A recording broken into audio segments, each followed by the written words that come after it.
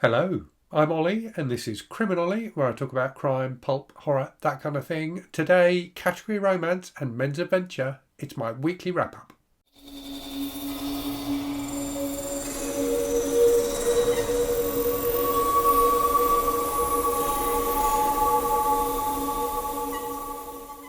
So yes, this has been week 2 of Garb August, which was category romance and men's adventure week, and I've read a ton of category romance and men's adventure. So I'm going to talk to you about all of those books as I normally do in this video. Let you know what I've read, let you know what I'm currently reading, and also talk about what's been on the channel and what's coming on the channel in the week ahead.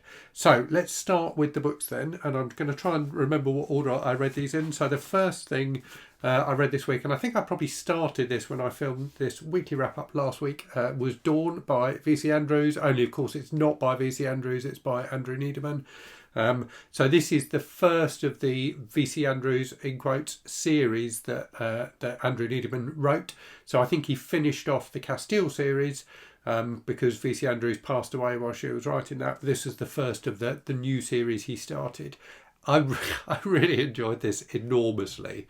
It's very melodramatic, it's very cheesy, it's very over the top, it's got everything you would expect from a V.C. Andrews book, including incest, and it was just very entertaining.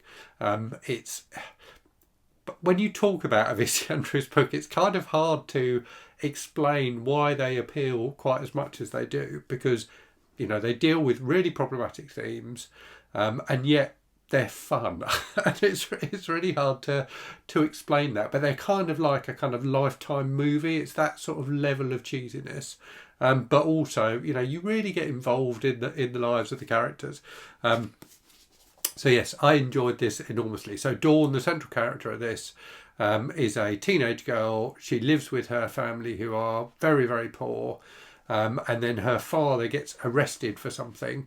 And the family gets broken up, and she gets thrown into a completely different life. And it's about her uncovering secrets from the past of her family and trying to make a new life for herself. But it was just very entertaining. After that, I think the next thing I read was one I didn't enjoy nearly as much and was expecting to really like, and that was TNT by Doug Masters. So this is a men's adventure series, originally published in the 70s in France, and then translated into English and published in the States in the 80s, I think. And it just didn't click for me. So it is definitely kind of over the top in a way that could have been interesting, but ends up not being interesting. So the central character is this guy who gets caught in like an atom bomb test. And gets kind of like vague superpowers as a result of that. The vibe of it felt a bit like a Robert Ludlum book. It's a bit like kind of a Bourne book or something like that. But then in the kind of final section, it goes in a really unpleasant direction that was just basically quite offensive. I won't go into the details of what that was because I don't want to spoil the book. But it's one of those books that is quite sought after. So, paperbacks from this series, because I think they were probably published in a fairly limited run and have a bit of a reputation, go for, kind of $50 on eBay. But yeah, I really didn't enjoy this very much. I do have a couple more in the series. I will probably give those a try at some point because it was at least an easy read. But yeah, I didn't love it. After that, I read something else from the men's adventure kind of subgenre, which was more enjoyable. So this was Able Team Royal Flush by Dick Stivers. Indeed, all of the books I've shown so far have been written under pseudonym. So this V.C. Andrews on the cover, but written by Andrew Needleman. This has Doug Masters on the cover, but was written by a couple of French guys whose names escape me, and then translated by someone else who also wasn't called Doug Masters. Dick Stivers is the name on the cover of the Able Team book.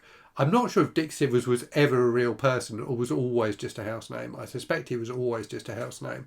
At least some of this book was written by an author called Stephen Mertz, who's an author who was writing in the 80s, writing this kind of pulpy men's adventure stuff, and is still going today. In fact, he sent me a couple of his more recent books quite recently, so I need to read those. So this one was fun. So Able Team are like an offshoot from the Execution series that I've talked about on the channel before. So they're a team of 3 guys who fought alongside Mac Bolan, the Executioner, in Vietnam, and now do kind of missions of their own. In this one, as you may have guessed from the cover, if you can see it, they go to London, where some Irish Republican terrorists have invaded Windsor Castle and are kind of holding the Queen. So they go in to rescue her. So it was like very politically dubious, as these books often are. Really cheesy, really over the top, but I did enjoy it, and the fact that the Queen is a character in this book was kind of marvellous. But then, as a bonus, you get an extra story at the end. So these books are always meant to be a certain length, which is about 200 and this is 180 pages. So kind of between 180 and 220 pages, I think, is the sweet spot for this kind of like published to a routine, published to a schedule kind of book. So there would have been one of these published every month. In fact, you probably can't see, but on the side there's like a month and date, month and year. So in this one, because the main story is about 140 pages, you also get a Mac Bolan short story, which was great. So this has Mac Bolan, the Executioner, in Vietnam. So it's during his time in Vietnam.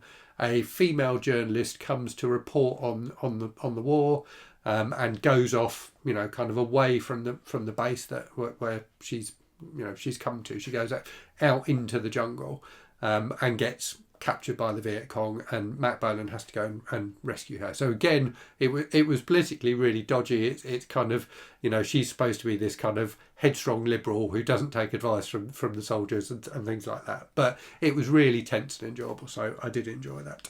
After that, I read a Harlequin romance, so covering off the category romance side of things. So I read Extreme Caution by Jean Brashear. This one ticking off the what was it? I haven't told you actually what bingo card squares everything ticked off. So let me tell you that. So this one has a wonderful step back cover. So it ticks off the step back cover prompt. This one is trash in translation. So as I said, it was originally written in French.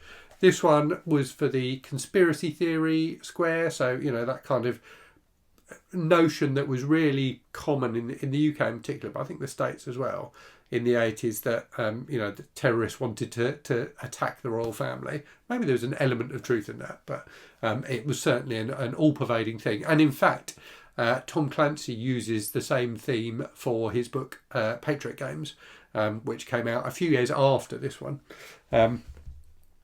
So this one, anyway, a NASCAR romance, comes from or ticks off the, I can't remember exactly how I worded it, but the very specific subgenre. So the idea of a romance novel set in the world of NASCAR racing, I think, is wonderful. I love the fact that there was obviously some sort of corporate deal between Harlequin and NASCAR. So this was really enjoyable. I enjoyed this a great deal, more than I expected to. So this is a romance, but between 2 people in their 50s, which is, I think, what particularly appealed to me about it. So one of them is the mother of a couple of drivers on the NASCAR circuit, and the other one is a kind of rich guy who runs a company whose wife has died, who comes along. There's obviously a bit of a backstory from previous books in the NASCAR series, because the husband of the female character has been involved in some kind of scandal and is like a no good kind of a guy, which is why she's now available, and she falls in love with this rich guy, and they kind of have this quite sweet romance. So I enjoyed that a lot. After that, I read again for Mental Venture Week, and this ticks off the Vigilante Square on the bingo card. St. Louis. Oh, now I can't remember. Is it St. Louis or St. Louis? I think it's St. Louis. St. Louis Showdown by Don Pendleton, and this was by Don Pendleton. This was before the Executioner series were written by other people. So this is book 23 in the series, and it was entertaining. It wasn't a standout entry in the Execution series, but it was fun. So this is Mac Bolan up against the Mafia in St. Louis. And it had quite a lot of characters from previous books in the series, including members of Able Team, so they show up in this one. And there's also, which I quite enjoyed, references back to a character called Val, who's in one of the really early books. I think it's book 2 in the series. This woman who's a nurse who finds back Bolan when he's injured, and he basically lives with her for a week or two while he recuperates, and they kind of have a bit of a romantic relationship. And every so often you get a reference back to her and what's happening in her life. And Bolan obviously carries a bit of a torch for her, but because he's on this mission to destroy the mafia, he can't go back to her. So there's kind of a quite nice bittersweetness to that. So yeah, enjoyed that. And then I also read 2 books from the Colton of Montana series, so the final 2 books in the series. So this was for a read-along hosted by Sarah from the channel The Bookish Knitter, called Coltons of Summer. These were both fun. I preferred the 5th book to the 6th book. So the 5th book was P.I. Daddy's Personal Mission by Beth Cornelison, and the 6th book was Colton Surprise Family by Karen Whiddon. I'll talk a bit more about that title in a minute. So P.I. Daddy's Personal Mission is about... So basically there's an overarching mystery running through this series. So there's 6 books in the series. This is the final 2. And the mystery is this: in the first book, at the start of the first book, this guy's body gets found, but everybody thinks that he died 15 years previously. So someone else's body was found 15 years previously and believed to be this guy. But it turns out he was in hiding, and he's now subsequently been murdered. In this book, in book 5, his son, who's a detective, is trying to figure out what's going on. He is a widower and has a young son of his own, and falls in love with his son's school teacher. So that was quite a sweet romance, and there was a bit of a kind of mystery plot woven into it as well. And then in the final book, Colton Surprise Family, which in the States was called, what was it called? A Colton Christmas Baby, I think. And that again comes back to the kind of schedule these books were published to. So when I checked, when it was published in the States as a Colton Christmas Baby, it was published in, I think, November or December of that year.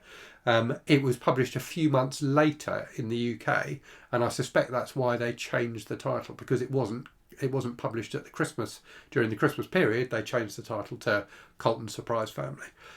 So in this one, the Colton brother, so there's this family called the Coltons. One of the brothers from the Colton family, Damien Colton, was imprisoned 15 years ago for the murder of this guy, who it turns out wasn't actually murdered back then. So he is let out of prison earlier on in the series, and in this book he falls in love with the local hairdresser, who is pregnant by another man who she had a fling with. So that's why it's a surprise family.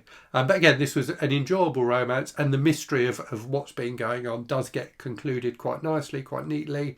As a whole with this series, I would have liked the kind of mystery and suspense elements to be a bit more at the forefront. It tends to be the romance that dominates these books, but I guess that's to be expected, because they're published by Harlequin in the US and Mills and Boon in the UK. So the people who read these books are reading them for their romance. As a bit more of a crime and mystery fan, I would have liked a bit more of those elements in the book, but they're still decent enough. So yeah, enjoyed that.